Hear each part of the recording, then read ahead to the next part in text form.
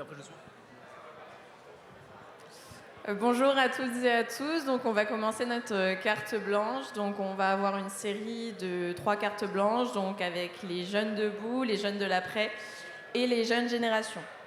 Donc là, on va commencer par un peu faire une introduction commune. Donc aujourd'hui, ce que propose Macron, c'est en quelque sorte des fils aux banques alimentaires. C'est généralement une précarisation toujours plus forte de la jeunesse. Elle se caractérise donc par les fils alimentaires et une détresse des étudiantes et des étudiantes toujours plus forte. En plus de rester sourd donc, aux demandes et également aux besoins de la jeunesse de son pays, il souhaite mettre au pas la jeunesse. Donc on avait avant le SNU, maintenant il a retenté de faire le SNU.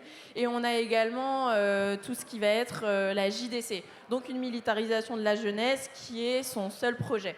Donc face à ce projet qui est désuet, il est temps, et c'est également notre devoir de précurseurs et précurseuses en tant qu'organisation de jeunesse, de proposer un réel projet de société pour faire advenir la société qu'on veut et un futur désirable. Moi, je vais vous parler un peu plus du contexte politique global parce que les jeunes, ils sont particulièrement sensibles. Bastien, tu en parleras tout à l'heure, mais on a été particulièrement nombreux dans les cortèges du 10 septembre et on le sera lors du 18. En fait, en réalité, aujourd'hui, on est dans un moment qui est complètement fou d'un point de vue politique et démocratique. C'est-à-dire qu'Emmanuel Macron continue de nommer des premiers ministres de droite, donc en dépit du résultat des urnes. Mais en fait, aujourd'hui, d'un point de vue d'un calendrier électoral et politique, on est le 8 juillet 2024. On est au lendemain de la victoire du nouveau Front populaire. Il fait beau, les gens se sont spontanément réunis à Paris la veille, le 7. On a fait la fête. Et on attend que la gauche gouverne, on attend que ça, parce qu'en réalité, en fait, là, on a juste perdu un an. On est le 13 septembre 2025, on n'a toujours pas de Premier ministre de gauche. On est à la fête de l'humanité, il fait froid. Donc, tant qu'Emmanuel Macron continuera de poursuivre sur cette voie-là, il sera couvert de la honte du déni de démocratie. Et c'est aussi à nous, aux organisations de jeunesse, de le dire, de le crier, de le rappeler. Alors aujourd'hui, on se retrouve avec Sébastien Lecornu en tant que Premier ministre. Sébastien Lecornu, même si la presse nous dit que c'est un homme plutôt souple, qu'il a des amis à droite, à gauche, en fait, il nous fera la même politique que Barnier, que Bayrou. Alors il fera peut-être pas 40 milliards d'économies sur le budget, il en fera peut-être 35, il en fera peut-être 30. Peut-être qu'effectivement, il se dira ouais, la taxe Zuckman, je vais la reprendre, mais au lieu de taxer les gens qui ont plus de 100 millions d'euros de patrimoine au niveau à 2%, on va le taxer à 0,00002% parce que les pauvres, il ne faut pas trop non plus les taxer. Donc en fait, Sébastien Lecornu, il a la même destinée que Barnier, il a la même destinée que Bayrou. Et si Emmanuel Macron continue dans cette voie-là de nous mener, de nous pousser encore plus loin dans l'impasse dans laquelle il nous a mis, il connaîtra peut-être lui aussi le même destin. Du moins, ce serait bien qu'il se pose la question. Alors nous, de notre côté, organisation de jeunesse, on travaille. C'est d'ailleurs tout l'objet de cette conférence. Merci à vous d'être ici et merci aux orgas qui ont bossé. Merci aux invités. Et nous, trois en particulier, on a un rôle au sein de la gauche. On l'a vu notamment à la fête de l'UMA. Hier, on était par exemple au PS pour le rappeler. On a une voix unitaire à porter, de rappeler qu'on veut l'union et toute l'union. On veut bosser avec tout le monde. Voilà, parce que là, il y a urgence. Merci. Il y a urgence. Donc voilà, on se mobilise sur ça. Là-dessus, on a vraiment un rôle dans le fait de dénoncer notre président de la République, nos premiers ministres anciens, Édouard Philippe, Attal, Borne, Barnier, Castex, aujourd'hui Lecornu, et on en aura peut-être d'autres demain. Des gens qui vont venir se greffer à un pouvoir à l'agonie. Et c'est notre rôle de dire que voilà, la Macronie, c'est tous les mêmes et on en a marre. Maintenant, je vais laisser la parole à Bastien, qui va nous parler un peu des mobilisations justement liées à ce contexte politique. Et je vous invite bien entendu à les rejoindre. Alors déjà, merci à toutes et à tous d'être là. Et c'est vrai que cette rentrée, elle est particulièrement chargée. Comme tu l'as dit, ça a commencé avec Monsieur Bayrou qui quitte la barque, parce qu'il n'y a pas d'autre mot. Ça a continué avec Monsieur Lecornu qui a été nommé dans une provocation. Et je pense qu'on ne peut pas employer d'autres mots. C'est vraiment une provocation de nommer quelqu'un quasi immédiatement en pleine contestation sociale, avec une passation de pouvoir qui se fait le midi du 10 septembre. Et donc cette rentrée elle est marquée par, on espère, un automne de mobilisation qui a commencé avec cette journée du 10. Alors cette journée du 10, je pense qu'on était nombreux et nombreux, peut-être mercredi soir, à rentrer chez nous un peu mitigé, avec un sentiment d'inachevé. Parce qu'on ne va pas se mentir, dans cette journée, il y a eu des réussites, il y a eu des échecs. Le mot d'ordre, ça restait bloquons tout. On n'a pas bloqué autant qu'on l'aurait voulu. Mais néanmoins, il faut quand même rappeler qu'on est dans un sentiment général compliqué, qui est difficile à vivre. On a eu 250 000 personnes dans les rues, partout en France, ce mercredi, dans toutes les villes, sur les ronds-points. On a eu des centaines d'assemblées générales dans toute la France, avec des gens qui ont participé pour la première fois, donc des gens qui se forment aussi à la mobilisation, qui découvrent et qui s'engagent. Et ça, je crois que c'est un peu ce qu'on doit retenir de ce 10 septembre. C'est un premier espoir, une première indignation qui doit marquer une première étape pour la suite. Et la suite, c'est la semaine prochaine, c'est la journée du 18, à l'appel de l'ensemble des organisations syndicales cette fois-ci. Et ici, il me semble, comme l'a dit Pierre, que la jeunesse a quelque chose à faire, a un rôle particulier à jouer. Donc à nous d'aller soutenir les piquets de grève partout où il y en a, à nous d'aller participer aux manifestations, et en un mot de nous rendre utiles partout où c'est possible. Alors peut-être maintenant, simplement pour l'organisation de ce temps, ça va être constitué de 3 temps de 20 minutes, donc, qui vont se succéder, et à la fin, on prendra l'ensemble des questions. On commence avec les Jeunes Debout, et avec Mehdi Mikou, que je vais inviter à nous rejoindre sur scène. On peut applaudir.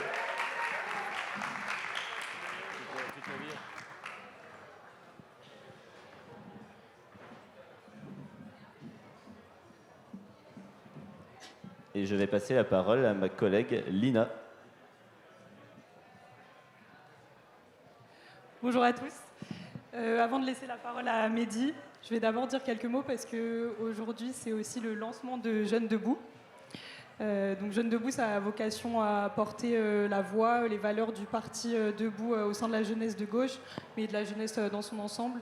Et ça se veut aussi un support de mobilisation pour qu'on puisse tous ensemble participer aux mouvements sociaux à venir, parce que, comme l'a dit Bastien tout à l'heure, il y aura besoin de la mobilisation de la jeunesse dans les semaines et dans les mois qui vont venir. Et puis ça se veut aussi un espace et un lieu de partage avec des moments comme aujourd'hui.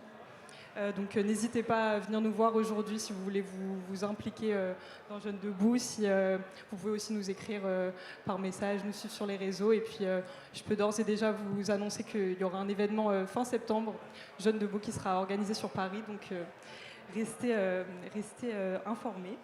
Donc, je vais désormais passer la parole à Mehdi, qui est venu nous parler d'un droit qui n'est pas tout à fait nouveau, celui de bien vivre, dans un environnement sain auquel on prend soin. Mais ce droit, il fait l'objet de nouvelles formes de revendications, nouvelles formes de mobilisation, qui sont celles de l'écologie populaire, et avec l'écologie donc comme point de rencontre entre toutes les luttes. Et Mehdi, toi, tu as un regard assez singulier sur la question, parce que tu es à la fois économiste, spécialiste en économie environnementale, tu travailles sur les questions de justice climatique, tu vas pouvoir nous en dire plus par toi-même, et tu es aussi le cofondateur d'un média marocain qui se veut donc d'information auprès des Marocains sur les risques et les conséquences du changement climatique au Maroc. Donc, sans plus attendre, je te laisse la parole et peut-être commencer par tes travaux de recherche et ce qu'il en résulte.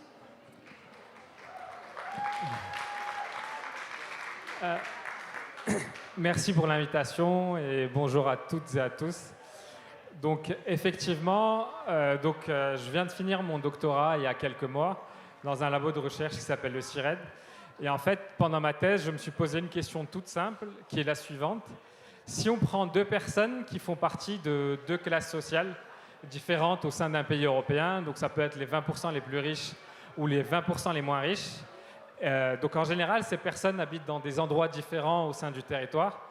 Et la question que je me suis posée, est-ce que ces 2 personnes sont exposées de la même manière ou pas aux événements climatiques extrêmes ? Et donc, si je vous pose cette question, vous allez probablement me dire qu'on connaît déjà la réponse et que souvent les personnes les plus pauvres sont les plus impactées par le changement climatique. Et en fait, ce qui est nouveau un peu dans ma thèse, et en fait, la question que je vous ai posée, en réalité, elle est un peu mal posée, c'est qu'en général, quand on parle de risque, il y a plusieurs composantes.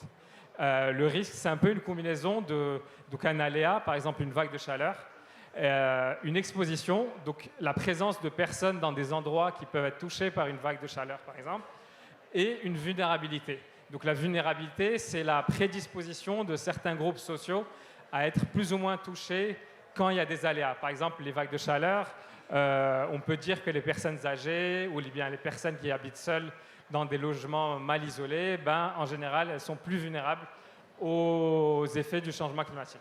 Et donc moi, j'ai vraiment regardé la question de l'exposition, c'est-à-dire que je me posais la question de les gens, ils habitent dans des endroits différents, les différentes classes sociales, et donc est-ce qu'elles sont exposées de la même manière ou pas? Et pour répondre à cette question, ce que j'ai fait, c'est que j'ai utilisé une méthodologie d'analyse spatiale qui consiste à superposer des cartes à plus ou moins haute résolution, donc de données socio-économiques, qui nous permettent de savoir où est-ce qu'elles sont. Donc quand je dis haute résolution, c'est de l'ordre du kilomètre carré, qui nous permettent de savoir où est-ce que les différentes classes sociales sont situées au sein d'un territoire et de les croiser avec des cartes d'événements climatiques extrêmes. Et en fait, les résultats principaux de ma thèse, c'est que au sein de plusieurs pays européens et pour plein d'aléas, donc je regarde à la fois les vagues de chaleur, les vagues de froid, les inondations fluviales côtières et les feux de forêt, je trouve que les personnes les plus riches habitent en moyenne dans des zones qui sont sous-exposées aux événements climatiques extrêmes. Et en même temps, les personnes les plus pauvres, donc les 20% les moins riches, ont une exposition qui est supérieure à celle des 20% les plus riches, même si elle n'est pas forcément supérieure à l'exposition moyenne de la population. Et qu'est-ce qui peut expliquer ces résultats? Donc, j'ai souvent cette question quand je présente mes résultats. En fait, dans ma tête, je n'essaie pas forcément d'expliquer ces résultats parce que en fait, c'est lié à des processus socio-historiques qui sont construits à travers le temps, qui font que, par exemple, en France, c'est la ville de Paris où on a une concentration de personnes très riches et il y a d'autres zones qui ont connu des déclins industriels qui fait qu'il y a des personnes plus pauvres qui habitent là. Mais par contre, aux États-Unis, et notamment dans les villes américaines, il y a des études qui ont été faites là-bas, en partie parce que en fait, mes travaux s'inscrivent dans ce qu'on appelle la justice environnementale. Et c'est un peu aux États-Unis qu'a été créé ce mouvement dans les années 80. Et en fait, ils se sont rendus compte qu'il y a plein de villes dans lesquelles il y a eu des politiques discriminatoires sur le logement, donc dans les années 1940, qui font qu'aujourd'hui, les quartiers qui ont connu ces discriminations, donc ce qu'on appelle les redlining policies, font qu'aujourd'hui, ils ont connu une urbanisation qui s'est faite un peu de manière désordonnée et qui fait que c'est des quartiers qui sont très fortement densifiés. Et donc, quand il y a des vagues de chaleur, il y a ce qu'on appelle le phénomène d'îlot de chaleur urbain qui fait que ces quartiers, en fait, sont beaucoup plus chauds que le reste des quartiers des villes. Et ils ont montré ça dans plus d'une centaine de villes américaines. Et ce que je peux dire aussi, c'est que si j'élargis un peu ma thèse et je parle du cas français, il y a des chercheurs en France qui ont sorti un papier récemment qui a été fait dans une très grosse revue, qui ont montré que les gens du voyage, ce qu'on appelle les gens du voyage, ont des campements qui ont été mis en place dans des lieux où ces personnes sont beaucoup plus exposées à différents types de risques, donc à la fois la pollution de l'air, ils sont proches souvent de sites industriels qui peuvent poser des problèmes, mais aussi ils sont plus proches de zones où il peut y avoir des inondations, donc des rivières et des choses comme ça. Et donc il y a de plus en plus de travaux qui se créent sur ces questions-là en France. Et une fois qu'on a constaté ces surexpositions donc aux risques climatiques, il y a une autre question qui se pose, c'est une fois que le risque est survenu, les populations donc, les plus précaires, les classes populaires sont également les moins protégées. Et c'est parfois la double peine. dans ce sens où elles sont les plus exposées aux aléas du marché, une fois que leur logement est détruit, une fois que leur travail est perdu. Et ça, est-ce que c'est une question qui intéresse les économistes? Est-ce qu'il y a des solutions qu'on pourrait mettre en œuvre pour y remédier? Donc effectivement, en fait, la question sociale est intrinsèquement liée à la question écologique, dans le sens où, en fait, il y a plein d'inégalités qui découlent du changement climatique. Donc moi, j'ai parlé des inégalités d'exposition aux événements climatiques extrêmes, mais on l'a vu pendant les Gilets jaunes, ça a commencé avec une taxe carbone qui avait un effet inégalitaire sur les différentes classes sociales. Donc là aussi, il y a des problèmes, mais il y a aussi une question de responsabilité sur le fait que souvent les personnes les plus riches, c'est elles qui émettent le plus de gaz à effet de serre. Donc par rapport aux solutions, donc, par exemple sur la taxe carbone, on peut mettre en place des taxes carbone qui n'ont pas, en corrigeant un peu ces effets inégalitaires, et donc par exemple en faisant des transferts monétaires, on est capable de compenser certaines catégories sociales qui vont perdre le plus de la taxe carbone. Mais par exemple, sur ces inégalités d'exposition, donc en fait, on est aujourd'hui dans un moment où la protection face aux risques climatiques se fait principalement en France à travers deux phénomènes. Donc ce qu'on appelle l'assurance CatNat, qui est un partenariat public-privé sur ces questions, mais aussi il y a ce qu'on appelle le TGN, donc c'est une assurance privée que chacun peut souscrire. Et en fait, on est dans une situation où la sinistralité, donc les dommages causés par les risques climatiques sont en train d'augmenter. Et il y a même des assureurs qui sont éloignés de certains territoires parce que juste ils sont plus solvables et donc ça peut poser des problèmes pour leur business model. Et donc il y a des propositions aujourd'hui. Il y a eu un rapport récemment de France Stratégie sur la question de la sécurité sociale climatique. Et en fait, ils sont partis du constat qu'au cours du XXe siècle, la sécurité sociale s'est un peu construite pour prévenir les gens des différents risques qu'ils peuvent avoir tout au long de leur vie. Donc à la fois le chômage, la vieillesse ou différents risques. Et ils se sont dit, est-ce qu'on ne peut pas rajouter une brique climatique à la sécurité sociale? Et donc ils proposent un peu que, selon différents scénarios, que plus ou moins l'État intervienne beaucoup plus sur ces schémas assurantiels, ou bien il y a d'autres scénarios avec une plus grande complémentarité avec le privé. Et aussi, je peux dire aussi qu'en Belgique, il y a un rapport qui vient de sortir sur cette question-là. Et donc, c'est un peu des questions qui travaillent un peu les économistes. Et alors, est-ce que pour toi, cette possibilité de mettre en place une sorte de sécu assurance climatique, un peu chacun cotise selon ses moyens et assuré selon ses besoins, c'est quelque chose qui est faisable à court terme en France? C'est quelque chose dont on est assez loin? C'est quelque chose qui est... Est-ce que politiquement, on commence à en parler? Est-ce que... Voilà. C'est vrai que j'ai pas beaucoup entendu ça sur la sphère politique. Bon, peut-être qu'il y a des gens qui en ont parlé, mais je ne suis pas au courant. Ce que je peux dire, c'est que c'est des thèmes assez nouveaux. Et en fait, cette question, au final, elle fait partie un peu de ce qu'on appelle la résilience juste. Donc, en fait, pendant longtemps, on a parlé de la transition juste, donc faire en sorte que quand on met en place des politiques climatiques, qu'il n'y ait pas de perdants.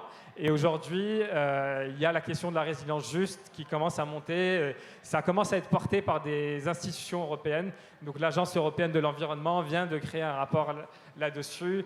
Et il y a des gens qui préconisent que cette forme de sécurité sociale se fasse non pas à l'échelle française, mais plutôt à l'échelle européenne. Et donc, mais je pense qu'on n'est pas encore arrivé là. Alors, au-delà de tes travaux de recherche, tu as participé au lancement d'un média au Maroc dont le but est de vulgariser un peu les études sur le changement climatique, ce qu'on sait, les conséquences, les impacts. Qu'est-ce qu'on peut faire aussi pour améliorer les choses, tout simplement? Si tu peux nous présenter un peu ce média qui s'appelle Neshfat. Exactement. Donc, effectivement, le média s'appelle Neshfat. Donc, pour les non-arabophones, ça veut dire... En fait, ça a une double signification. D'abord, ça veut dire ça s'est asséché. Et donc on fait référence au fait que ça fait longtemps que le Maroc a connu 6 années de sécheresse consécutives, et donc il y a vraiment des questions autour de l'eau. Et on peut aussi, il y a la deuxième signification, ça veut dire, enfin, on fait référence à l'assèchement des conditions matérielles. Et donc l'idée derrière, c'est que si le changement climatique continue à qu'il y ait beaucoup plus d'impact du changement climatique au Maroc, en fait, les personnes peuvent perdre en termes de pouvoir d'achat. Donc le nom vient de là. Et en fait, je l'ai créé avec des amis que j'avais rencontrés en école, des amis marocains, parce qu'en fait, on s'est rendu compte qu'il n'y avait pas de médias au Maroc qui parlent de ces questions. Et donc, on s'est dit qu'on va lancer ce média. On a été rapidement rejoint par le président actuel, qui est spécialiste un peu des questions agricoles et d'eau, qui sont un peu des questions très importantes au Maroc. Et donc là, ça fait 2-3 ans que ça existe. Et on s'est constitué en association il y a à peu près 1 an. Et donc, voilà. Et le but, c'est un peu de vulgariser les questions de changement climatique à travers des articles en ligne sur notre site internet, des vidéos. On a récemment lancé un podcast où on interroge des spécialistes. Et donc voilà, c'est un peu comme ça que ça s'est créé. Et donc pour toi, derrière, c'est quoi le but? C'est que les gens déjà comprennent... Est-ce que c'est qu'il y ait une révolte, une prise de conscience peut-être politique derrière justement des inégalités dont on vient de parler? Est-ce qu'il y a cette idée quand même derrière de dire... c'est de montrer aux gens que... ce qui se passe, on n'est pas tous égaux face à ce qui se passe, et il y a des raisons derrière qui l'expliquent. Donc, c'est vrai que c'est parti un peu d'une volonté de sensibiliser les personnes sur ce sujet. Et en fait, quand on a démarré, on pensait que ça allait faire un énorme flop. Et en fait, on s'est rendu compte qu'il y a une conscience environnementale au Maroc, et en fait qui est liée au fait que le Maroc est tout simplement un pays majoritairement semi-aride, et donc la question des conditions météorologiques est en fait au cœur des préoccupations des Marocains et des Marocaines. Et on peut le voir, en fait, c'est ancré dans la culture, parce que, par exemple, il y a ce qu'on appelle les prières de la pluie. Quand il y a des années de sécheresse, je pense que c'est le roi Hassan II qui avait organisé ça. Aussi, dans le langage commun, on parle des pluies du bonheur. Et donc, c'est vraiment des choses qui sont ancrées, mais juste pas de la même manière. Et donc, on essaye aussi de faire le lien avec les questions sociales à travers le média, et pas juste parler des questions purement politiques, parce que, encore une fois, les deux questions sont intrinsèquement liées. Et au Maroc, tu dirais qu'on en est où sur la prise de conscience des politiques, pour le coup, de l'État, des responsables, sur peut-être l'urgence déjà de commencer à faire des choses, de réfléchir, de cartographier aussi les sinistrés, les risques climatiques? En fait, la question environnementale est relativement plutôt bien portée dans les sphères institutionnelles, parce que, en fait, il faut savoir que le Maroc est un pays qui n'a pas de ressources fossiles. Et donc, pendant très longtemps, toute notre électricité était basée à base de charbon. Et aussi, on a une importation de pétrole qui pèse sur notre balance commerciale. Et donc, en fait, c'est dans l'intérêt économique du Maroc plutôt d'investir dans les énergies renouvelables. Surtout qu'on a beaucoup de soleil et un très bon potentiel éolien. Et donc aujourd'hui, il y a plein de projets d'hydrogène vert qui se développent tout à travers le royaume. Mais en fait, je dirais que c'est une question qui est portée, en fait, très technocratique, qui est portée par les différents gouvernements et sous l'égide un peu du roi. Mais en fait, et nous, on essaye d'apporter une autre vision qui soit pas que technocratique, en utilisant un peu des notions qui viennent de plusieurs disciplines, et donc pour essayer de plus porter la question sociale qui va au-delà d'une question purement technique et technocratique.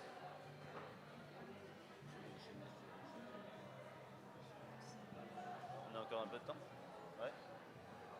Et alors, du coup, là, on parlait du Maroc. Est-ce qu'en Europe, tu vois aussi des différences entre les différents pays?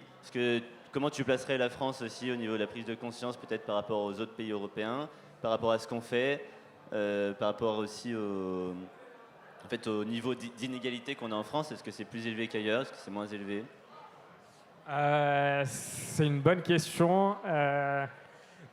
Je ne sais pas si je pourrais répondre à cette question, parce qu'en fait, je ne connais pas assez bien les autres pays et les politiques climatiques qui sont prises. Mais en fait, j'ai l'impression qu'il y a eu, à travers l'Europe et pas qu'à travers le monde, et à travers le monde depuis l'élection de Trump, en fait, une baisse des objectifs climatiques au niveau français, mais aussi au niveau européen. Et donc, il y avait le programme européen, sur le changement climatique, le Fit for 55, où l'Europe devait baisser ses émissions de 50% à horizon 2030.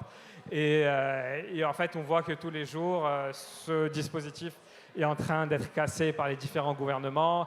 Il y avait aussi une interdiction de la vente de voitures électriques, de voitures thermiques à l'horizon 2035 par exemple. Et là, j'ai vu que récemment, la France et plein d'autres pays sont en train de revenir sur ces engagements parce qu'ils ont eu des rencontres avec les constructeurs automobiles qui disaient qu'ils n'étaient pas prêts pour cet horizon 2035. En fait, donc c'est un peu dans beaucoup de pays qu'il y a une baisse de ces ambitions climatiques, malheureusement, aujourd'hui. Alors on a fait signe qu'on arrive sur la fin. Pour information, donc, d'abord on fait ces 3 temps de 20 minutes et ensuite on prendra les questions-réponses avec les 3 intervenants. Donc maintenant, déjà, merci beaucoup Mehdi. Merci à vous.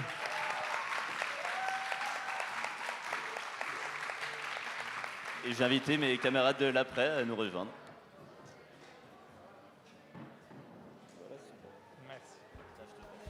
Et partout la révolte gronde.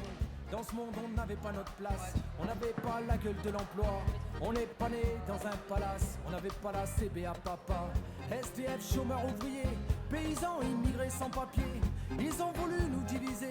Faut dire qu'ils y sont arrivés. Tant que c'était chacun pour sa gueule, leur système pouvait prospérer.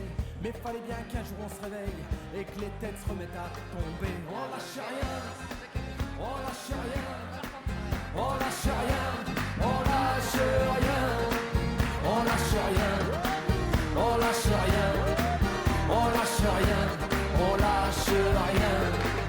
Ils nous parlent d'égalité et comme des cons les a crus. Hello à tous. Après l'intervention précédente, on va parler d'un droit qui est un droit pour le coup, qui est un peu un droit nouveau. C'est le droit à la fête. Et c'est un droit nouveau parce que c'est un droit qui a été extrêmement négligé dans la société et par les gouvernements précédents.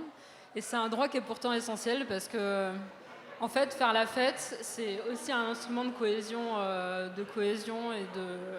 et en soi de service du public qui est tout à fait majeur.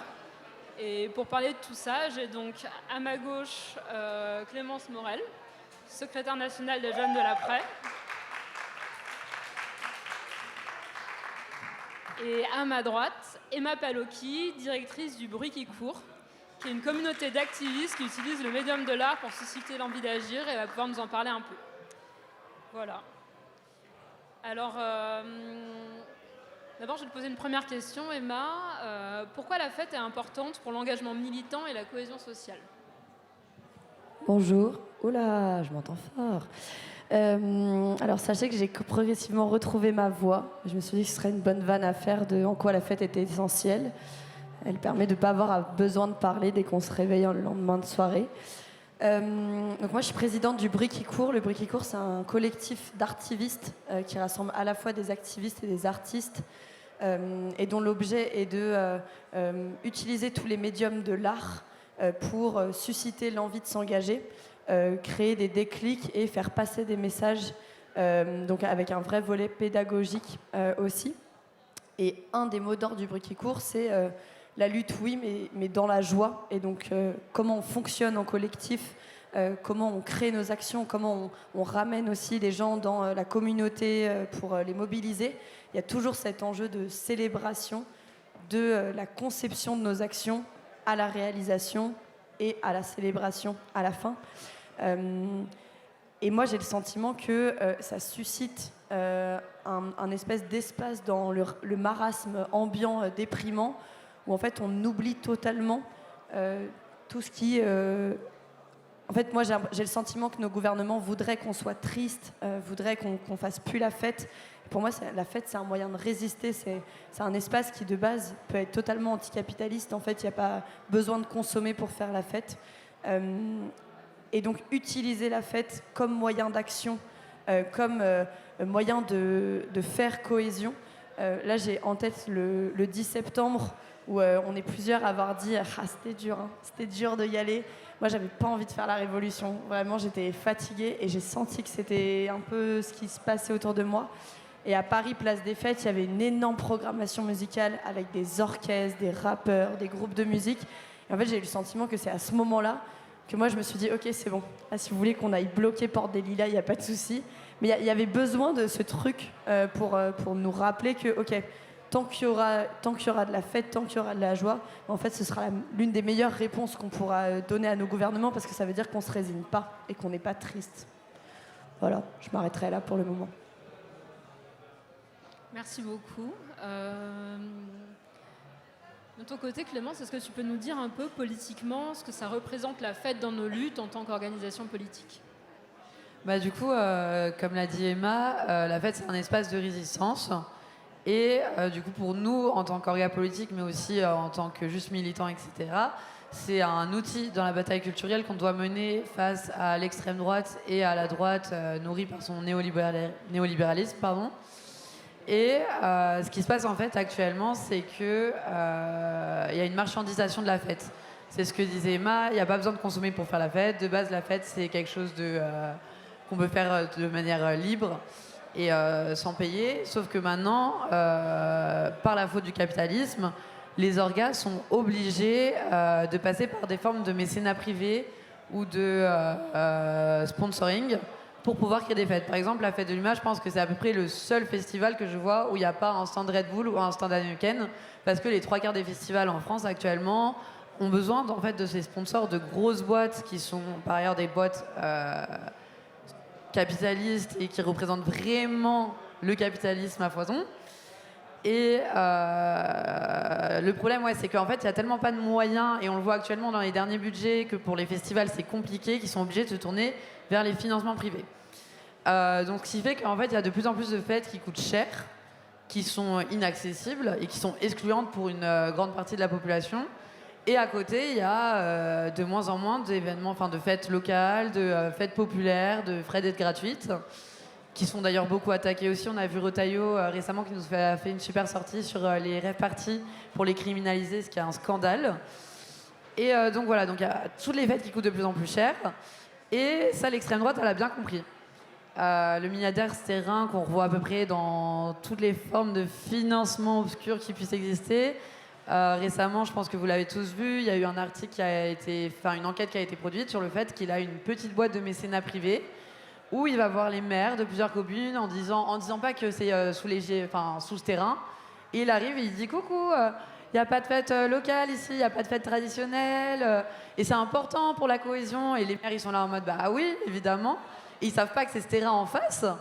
Et il leur propose de financer des événements locaux où il rajoute sa petite touche traditionnelle comme le Puy du Fou, etc. pour essayer lui aussi de gagner son pan de bataille culturelle sur une idéologie complètement passéiste qui et pourtant est importante parce que les fêtes populaires et les fêtes locales de village sont très importantes en France.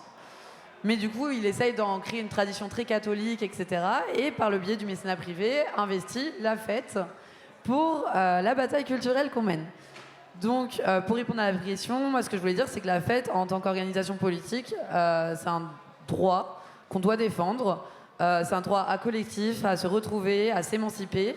Et j'aime bien une petite citation de Clémentine Autain qui parle de la société des communs. Et en fait, ça va dans un truc un peu plus large. La fête, c'est effectivement, s'il y a une société des communs, il faut faire commun. Et en défendant l'éducation, la santé, aussi la fête. Voilà. Trop bien, merci beaucoup. Emma, de ton côté, en tant qu'association, c'est quoi les principaux freins que tu rencontres aujourd'hui en la matière ?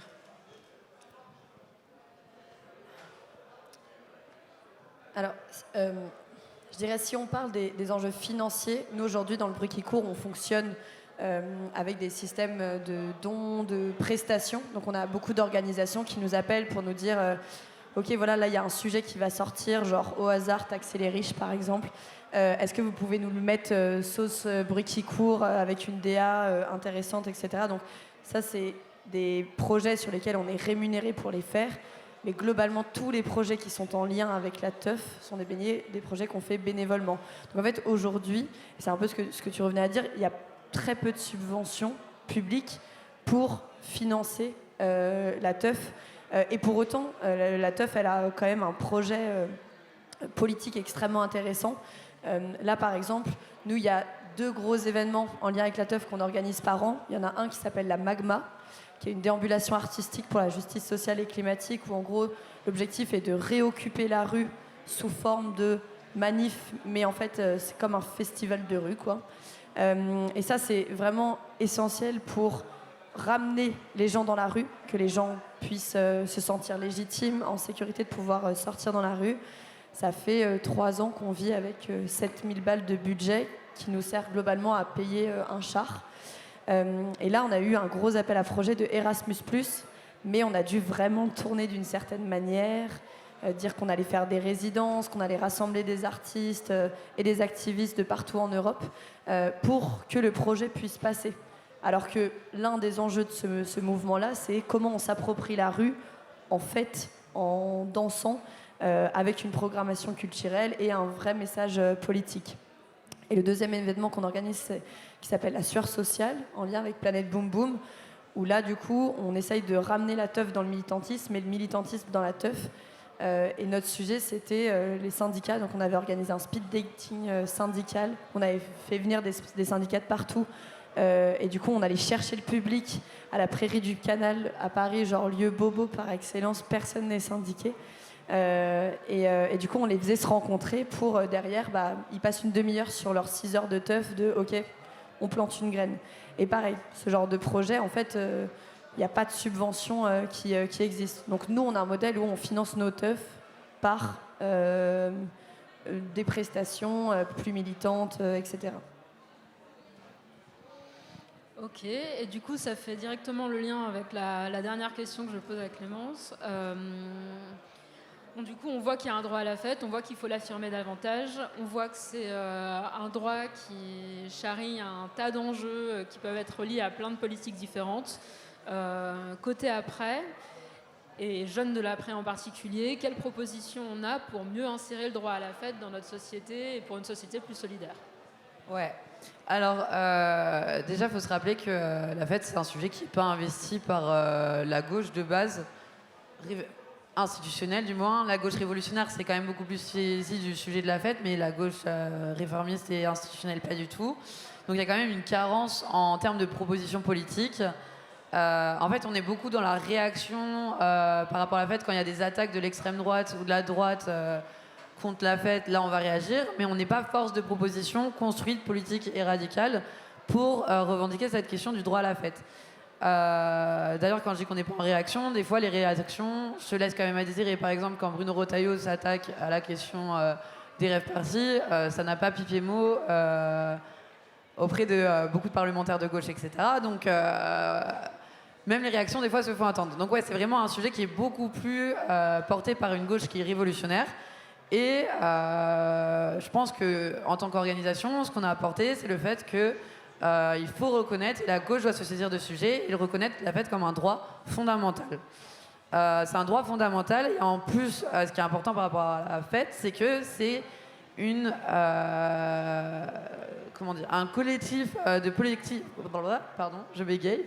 Non, c'est énormément de politiques qui sont transversales. En fait, ça, la santé, l'urbanisme, les transports, l'écologie, le féminisme, les discriminations de toutes les minorités de genre ou ethniques, etc.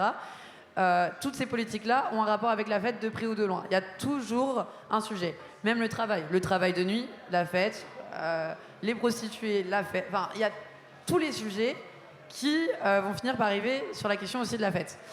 Donc, en fait, il y a des propositions apportées déjà qui sont très importantes, comme ouvrir des lieux en dehors des métropoles, recréer des espaces publics pour faire la fête, avoir un urbanisme qui répond à tous les modes de vie, Là, j'ai une petite citation pour François Ruffin, si jamais j'ai une petite rime. Réconcilier la France qui dort et la France qui sort. C'est très important. C'est bon, hein. Et du coup, par exemple, aussi réfléchir à la question des transports collectifs. Comment les gens qui habitent dans une ville où il y a, ou un village, la boîte la plus proche, la Scala, à 30 minutes, faut prendre la voiture. Tu rentres, c'est compliqué. En fait, il y a plein d'accidents de la route parce que les gens boivent. Donc, pareil, il y a toute une question des transports pour que la fête soit accessible pour les gens. La sécurité, la prévention, parce que les lieux de fête, c'est aussi des espaces, certes, qui doivent être le plus inclusifs possible, mais où il y aura toujours des problèmes parce que c'est des endroits où les corps se rencontrent, des personnes qui viennent pas forcément des mêmes mondes, etc. Et il faut absolument faire de la prévention sur les discriminations et les violences qui peuvent être subies parce qu'il y en a. Voilà. Et puis aussi, justement, le financement d'événements locaux, de donner des moyens pour les assos, pour les collectifs, pour les orgas, pour les entreprises de l'ESS, qui participent à des nouveaux schémas économiques et qui participent le plus possible à essayer de rendre cette fête gratuite. Et il faut vraiment que l'État puisse accompagner le développement de tout ça. Donc, ce que je dirais pour nous, c'est qu'en termes de nouveaux droits, la fête doit être un service public, populaire, solidaire et émancipateur. Voilà. On a encore du temps. T'as 5 minutes. Tu veux parler de l'artivisme, etc. ou pas? Ça chauffe? Ouais. Ouais, du coup, juste je reviens sur le sujet de l'artivisme. Je pense qu'il y a vraiment un enjeu à comment on vient chercher l'émotion chez des personnes qui, parce que trop d'informations tout le temps, les chiffres ne parlent plus, les images ne choquent plus.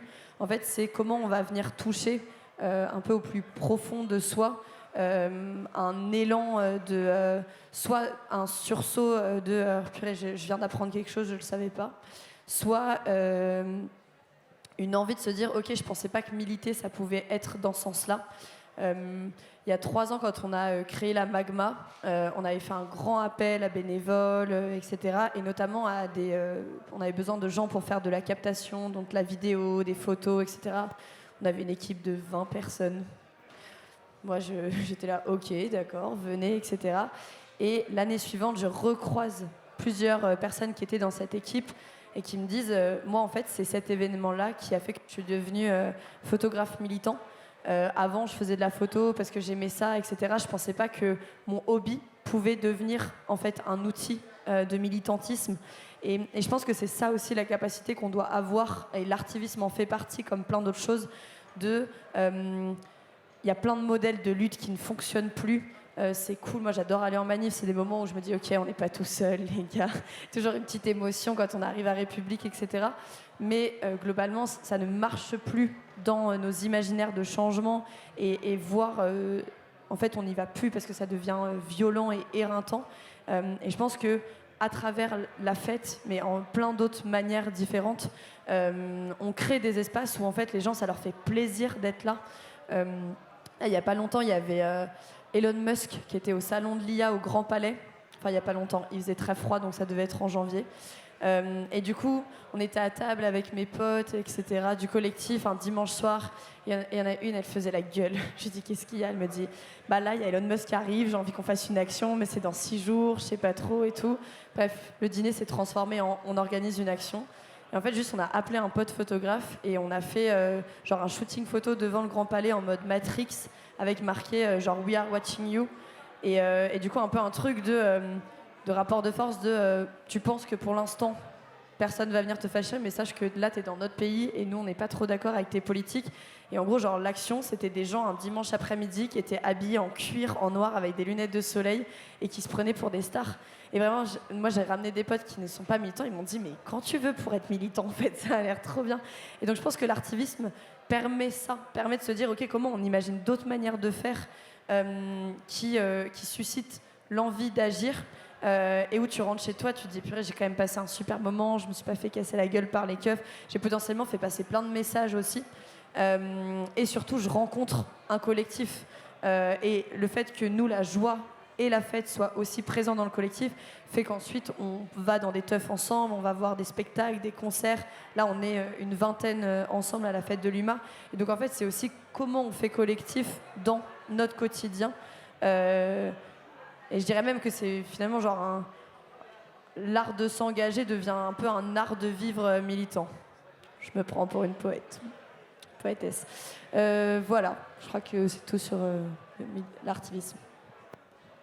Mais du coup, c'est très intéressant parce qu'en fait, ça montre l'importance du bruit qui court, enfin de ton asso, mais comme plein d'autres assos qui promeut des formes de militantisme différentes. Donc là, c'est la fête, mais il y a plein d'autres assos qui participent à leur échelle à la question du militantisme, de la lutte. Et en fait, tout est lié. La question vraiment de pour gagner la bataille culturelle face à l'extrême droite, on a besoin d'assos aussi et de toute la société civile qui participe avec nous à ça.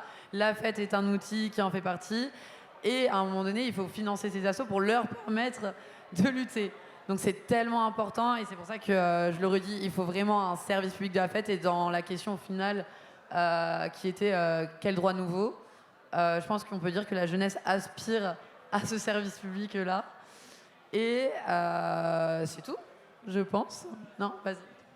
Je vais juste rajouter aussi il y a quelques années, quand on mettait la fête sous un enjeu militant, c'était vraiment ridiculisé. C'est-à-dire, Mathilde Caillard, MC Danse pour le climat, la vague de haine qu'elle s'est prise parce qu'elle dansait sur de la techno en manif, a été quand même hyper violente et je trouve qu'elle a réussi aussi à politiser la teuf dans le militantisme et ça fait 2-3 ans que en fait, la teuf devient un sujet légitime qui doit exister dans les luttes parce que la lutte elle peut pas être que violente, elle peut pas être que dure et la fête vient aussi adoucir un petit peu tout ça et légitimer le droit à fêter dans les projets et les luttes qu'on porte. Ouais.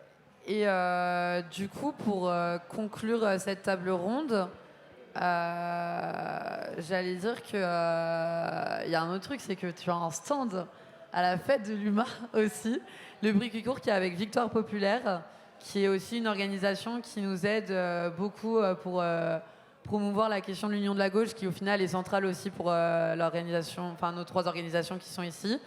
Pas derrière n'importe quoi, l'union. Jamais derrière n'importe quoi. Et on réclame du coup une union avec dans le programme le droit à la fête comme droit fondamental. Voilà. Et ça va être aux jeunes générations, je crois. Oui, voilà. On échange. Merci beaucoup, Emma.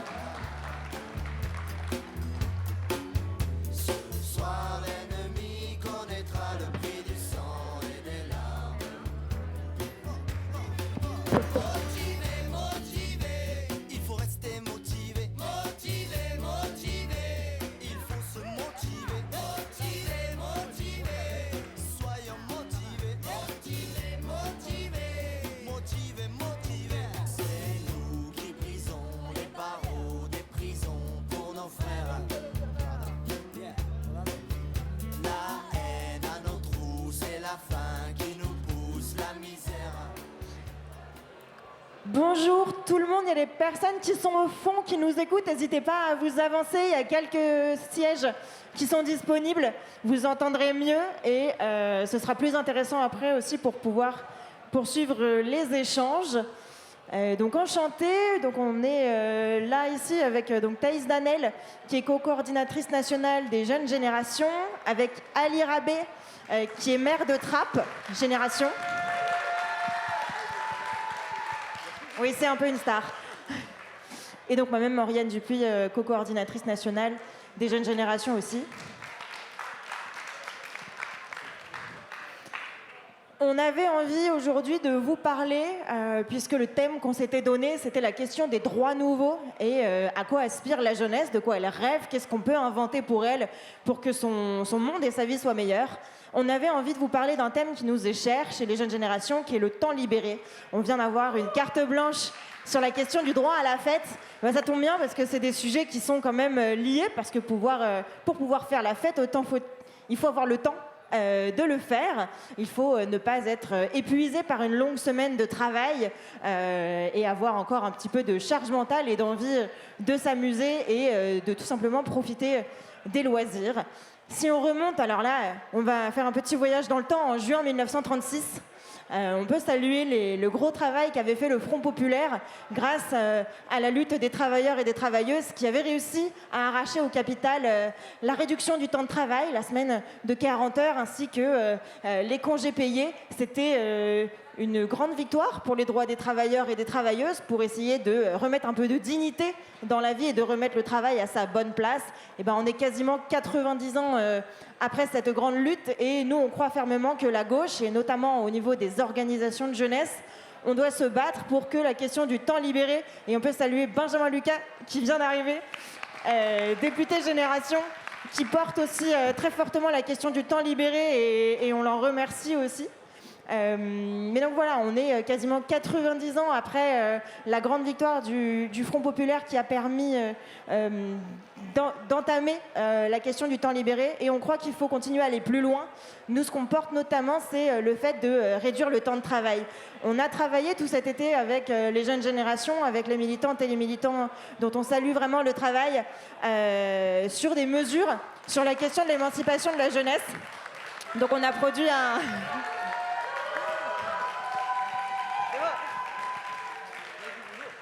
Il y a du boulot. Oui, vas-y, fais-nous la promotion. Et donc l'idée, c'était d'avoir 160 mesures sur la question de l'émancipation de la jeunesse. Et vous pouvez vous en douter, la question du temps libéré a pris une place centrale. Alors bon, on parle de temps libéré, on a quand même passé l'été à travailler là-dessus, c'est un peu antinomique, c'est malheureusement ça aussi d'être militant politique, mais on a voulu vraiment travailler sur la question du temps libéré, à la fois sur la question de la réduction du temps de travail, mais aussi, on le verra après, et je laisserai les camarades en parler, la question du droit aux vacances, la question du droit au repos.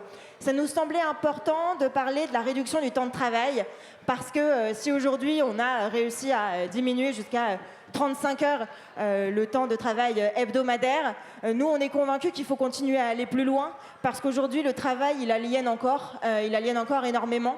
Aujourd'hui on passe encore beaucoup trop souvent sa vie à la gagner, et quand on voit que à droite et à l'extrême droite, les seules choses qui sont proposées à la jeunesse, c'est de travailler plus, de travailler plus tôt et de travailler plus longtemps, on se dit qu'on a aussi vraiment une bataille à mener sur le volet culturel pour dire ben non, en fait on n'a jamais été aussi productif, on est capable aujourd'hui de travailler moins, et en fait c'est aussi une question d'épanouissement, d'émancipation, de bonheur tout simplement, parce qu'on a là-haut des macronistes, la droite et l'extrême droite, des personnes qui nous disent qu'il faut travailler plus et qu'on serait fainéant.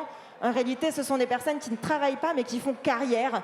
Et je pense qu'on peut dire qu'il y a quand même une grande différence, parce qu'il y a des métiers qui sont pénibles, il y a des métiers qui payent mal, il y a des métiers qui sont difficiles à tenir, déjà sur la longueur, mais aussi au niveau d'une semaine. Et donc nous, on croit fermement qu'il faudrait réduire. On a porté donc une campagne avec une pétition pour la semaine de 4 jours, en 32 heures.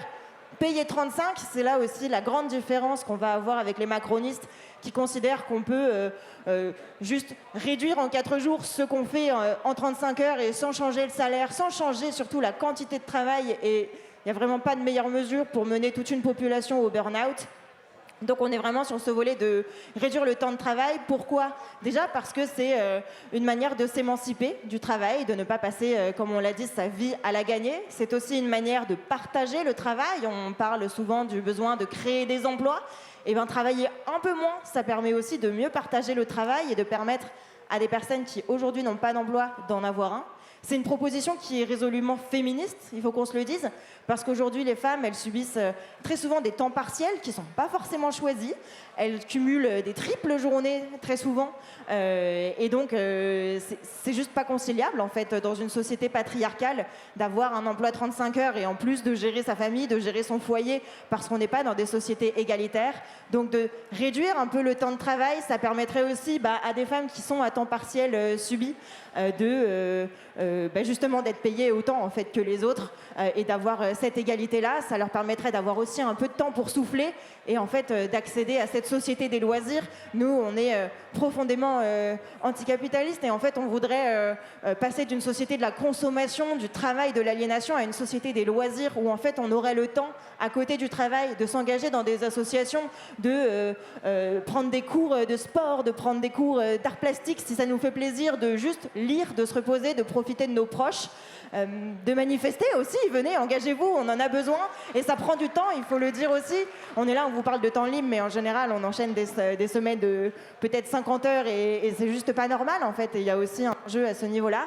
Et c'est évidemment une mesure qui est écologiste parce que dans un monde où les ressources sont finies, en fait, il faut produire moins, il faut produire mieux, il faut travailler moins et travailler mieux. On a une France qui est malade de son travail, des Françaises et des Français qui sont avec un niveau de risques psychosociaux au travail extrêmement fort. Donc nous, on pense qu'il faut vraiment réduire le temps de travail et ça tombe bien parce que au moins 70% des Français sont d'accord avec nous. Et comme on le dit, rien n'est jamais plus fort qu'une idée dont le temps est venu. Donc c'est peut-être le temps de s'y mettre.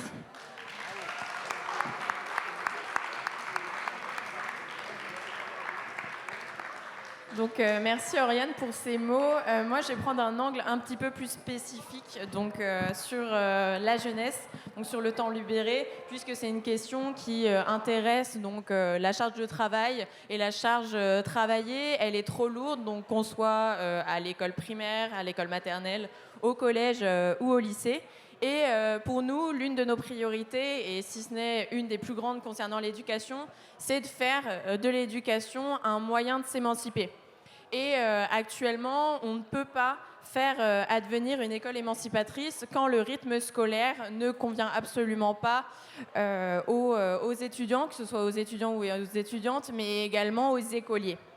Donc nous, on a deux mesures assez simples concernant donc, l'école émancipatrice et notamment la charge de travail.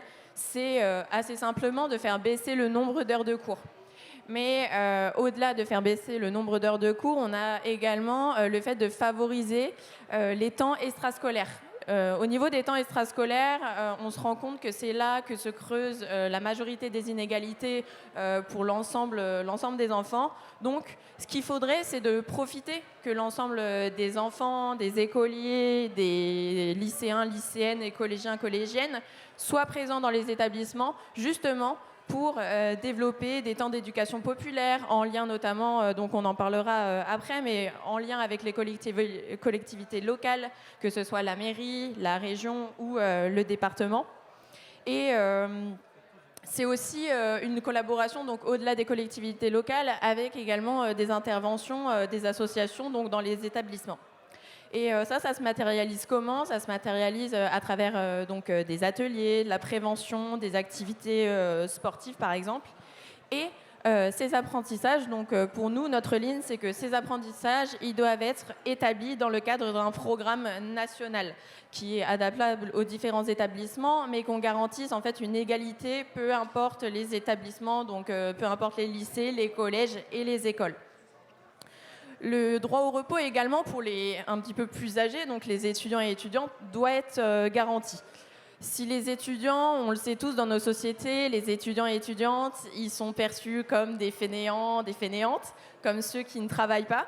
Sauf que le travail scolaire des étudiants, il est mal connu et il est mal reconnu. Et c'est pour ça qu'on a cette idée dans la société que les étudiants, en fait, seraient fainéants et passeraient, par exemple, leur temps à faire la fête, ce qui n'est pas une mauvaise chose d'ailleurs. On l'a vu avec la carte blanche précédente.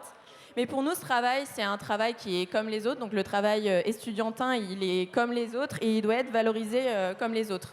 L'unique différence au niveau du statut du travail estudiantin, c'est qu'il n'est pas limité dans le temps, puisqu'on n'a pas de contrat de travail en étant étudiant et étudiante, et qu'il n'est pas rémunéré. Donc c'est pour toutes ces raisons que pour nous, les étudiants et étudiantes, ils n'ont pas accès au droit au repos et qu'il faut justement leur donner ce droit au repos. Donc nos propositions pour garantir et qui sont également dans le livret donc des 160 mesures pour émanciper la jeunesse, donc pour garantir le droit au repos des étudiants, elles sont assez simples. On a par exemple la généralisation des périodes de révision sans cours avant les examens, donc pour garantir une séparation entre le temps de révision et le temps de repos. On a également la réalisation d'une profonde réforme des rythmes scolaires. Donc ça, on pourra également en parler après, et j'en ai parlé aussi au début de mon intervention. Et on a également donc l'obligation d'au moins une semaine de vacances entre les examens et le semestre suivant. Et justement, je ne sais pas si Benjamin Lucas est encore là, mais on l'a vu au niveau national, on a eu des combats. Bon, il est parti, c'est pas grave. On a eu des combats, notamment Benjamin Lucas a fait un travail commun au niveau national, donc à l'Assemblée nationale, avec un projet concernant le droit aux vacances. Et on a aussi des initiatives au niveau local, et je laisse notamment Ali Rabet, maire de Trappes, en parler.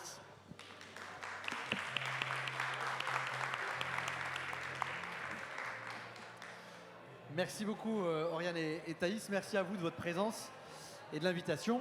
Alors, est-ce que vous m'entendez bien? Ça va là? Là, vous m'entendez infiniment mieux.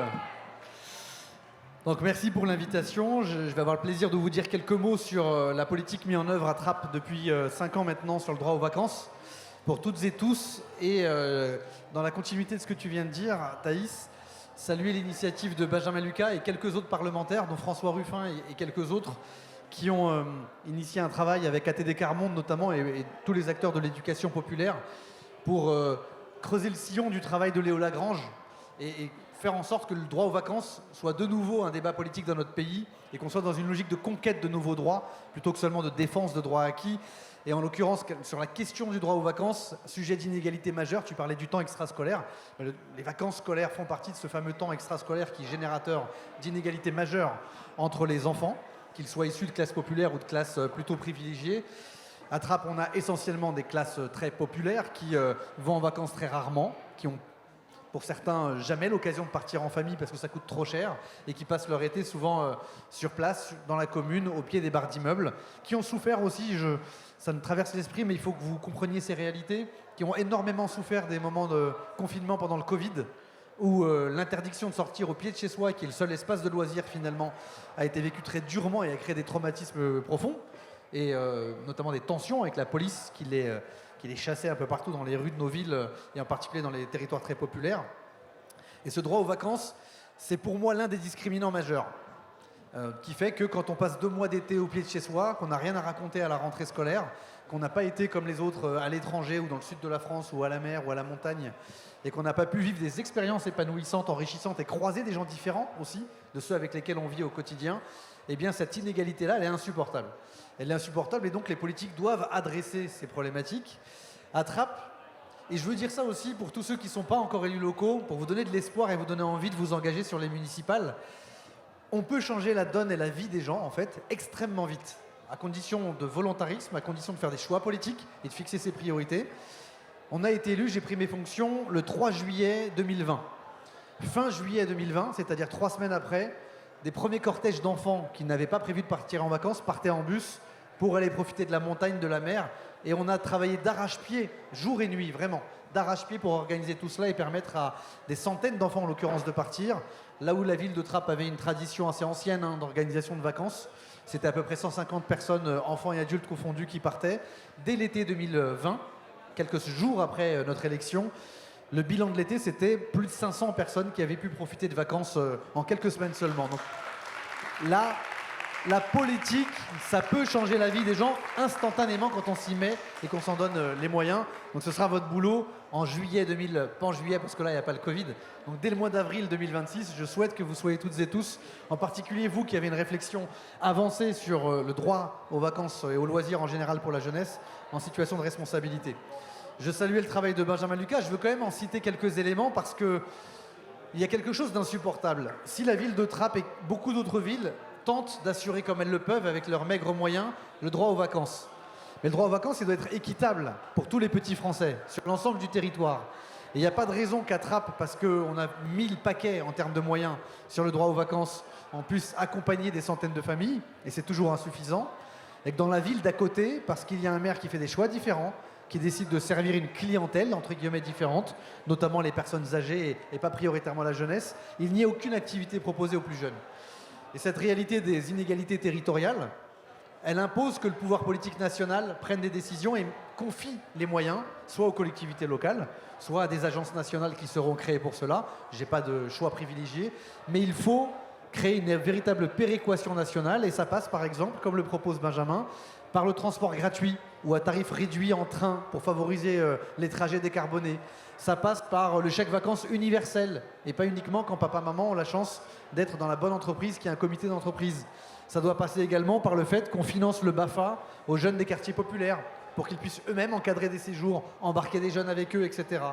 Ça passe par le fait que dans le maquis des aides qui existent, entre les aides de l'entreprise, les aides de la CAF, les aides municipales, eh bien on puisse créer un guichet unique pour que le droit à l'information, à l'accès à l'information, permette de recréer de l'équité entre tous les petits Français.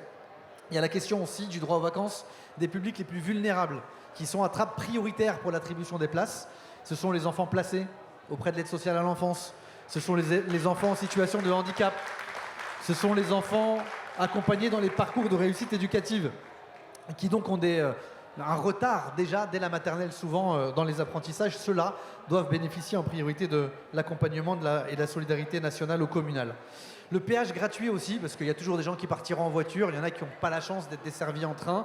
Eh bien, le péage doit être gratuit pendant les périodes de vacances. Ça suffit d'engraisser chaque été des entreprises qui sont propriétaires et actionnaires de nos autoroutes que nous avons financées il y a maintenant des décennies. Alors à Trappes, on est passé à près de 1000 départs par an dorénavant, et je vais vous brosser un petit peu les différents types de publics qu'on adresse. Alors les enfants, évidemment, dès le plus jeune âge, dès l'âge élémentaire, qui partent par centaines, les adolescents qui partent spécifiquement avec l'accompagnement des espaces jeunes de la ville de Trappes. Les familles aussi, on y tient parce qu'il y a des familles, je vous le disais, qui n'ont jamais eu l'occasion de partir en famille ou qui sont partis il y a 15 ans. Je vous partage un témoignage d'une maman qui m'a arrêté en septembre 2020 sur le marché de Trappes. Je croyais qu'elle allait m'engueuler parce qu'elle est venue me voir avec la mine patibulaire, quoi. Elle fait la gueule. Elle fait la gueule parce que je crois que sa vie est dure.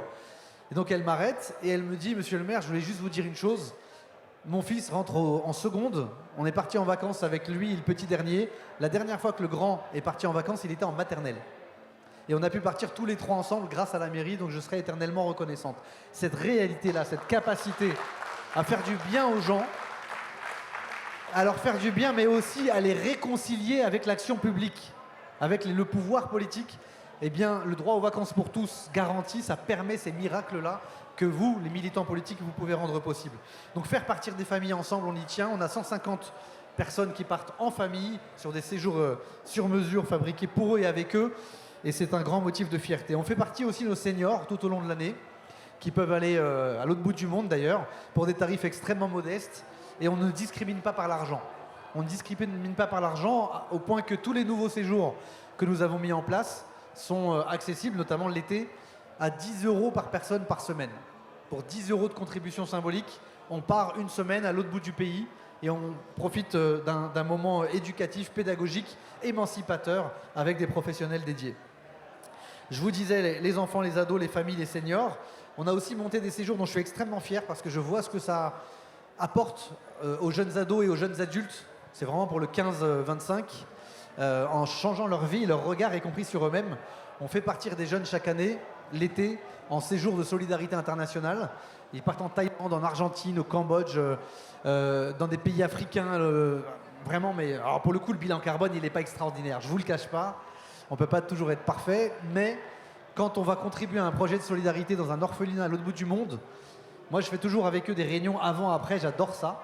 Et je vois la maturité qui est acquise en très peu de temps quand on a pu contribuer à un projet qui nous permet d'ailleurs de ne plus nous considérer juste comme citoyens de sa ville ou de son quartier ou de son pays, mais comme citoyens du monde, conscients des réalités que vivent à l'autre bout des gens qui ont le même âge ou qui parfois sont beaucoup plus jeunes.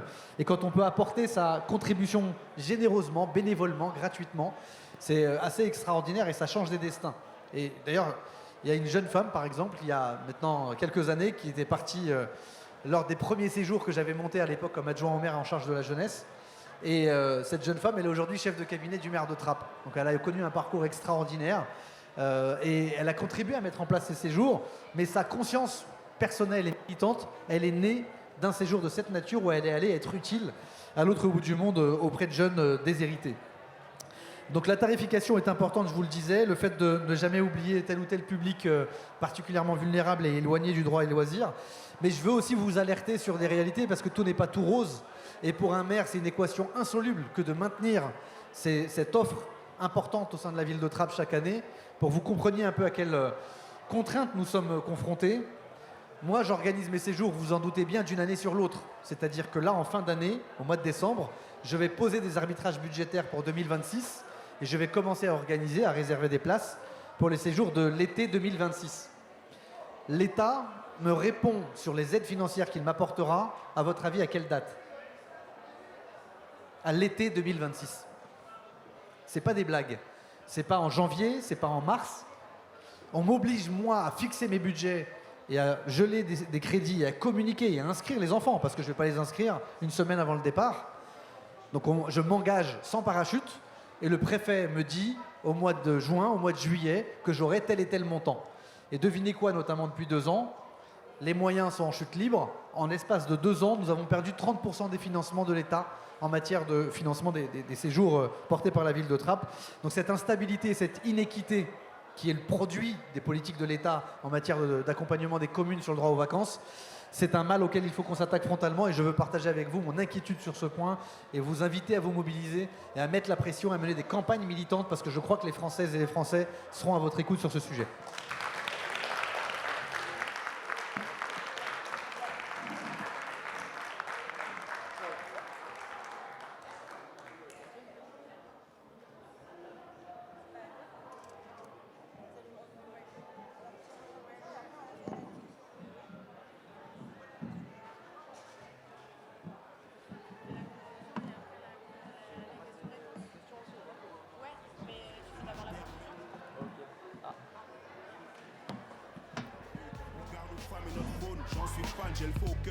Ok, celui-là fonctionne? Ouais, tout va bien. Un tout petit mot de conclusion et puis après, si vous voulez, vous pourriez poser vos questions. Exactement, j'allais plutôt le dire ça. Un tout petit mot de conclusion pour dire que ça nous a fait très plaisir de travailler sur ces cartes blanches, de voir qu'on a un discours commun, de voir qu'on a les mêmes idées et des nouvelles idées, de voir aussi, comme hier soir, qu'on a les mêmes références musicales et qu'on fait des karaokés tous ensemble, c'était super. Pour les questions, j'imagine que les gens ont peut-être un peu faim, on a pris un peu de retard. N'hésitez pas à venir nous voir sur le stand, on va s'y mettre un peu après. Venez nous voir, celles et ceux qui ne l'ont pas fait, adhérer, posez-nous des questions. Voilà, vous êtes les bienvenus, ce sera notre plaisir de discuter avec vous. Voilà, merci beaucoup, passez un bon midi et à très vite.